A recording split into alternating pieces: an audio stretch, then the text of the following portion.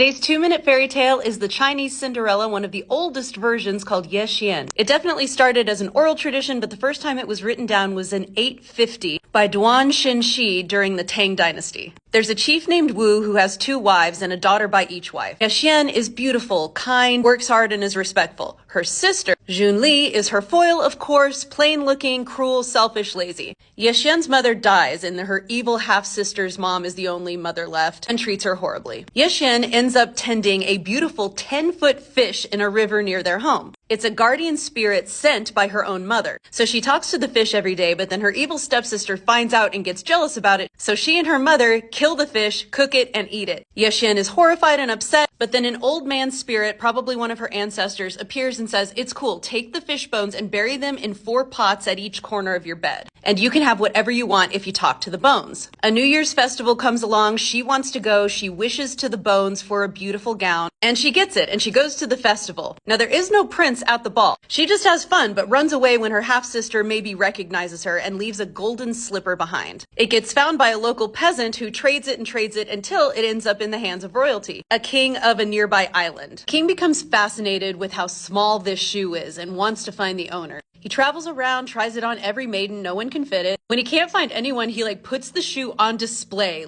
at a pavilion in the town square. Ye Xian, who just wants her shoe back, goes to retrieve it one night and gets caught as a thief. She's brought before the king and she tells him everything. "It's my shoe, here's all the terrible stuff that happened to me." The king and Ye Xian get married. They live happily ever after, and the evil mom and evil sister have to live in poverty in the cave where they've been living. And one day they get into a huge fight where the cave caves in and they both die. And that's their punishment at the end. If you want a deeper dive into this story, it's number 72 on my fairy tales playlist. And one thing I want to say, there's comments on there where people are like, "Oh, this probably had to do with foot binding because it's from China." Well, the emphasis on small feet is true in just about every Cinderella story. In the Grimm version, the stepsisters cut off parts of their feet to fit into the shoe. So it's a universal thing. Check out my book Dust Spells and my podcast Folktales and Fairy Lore. Link is in the bio.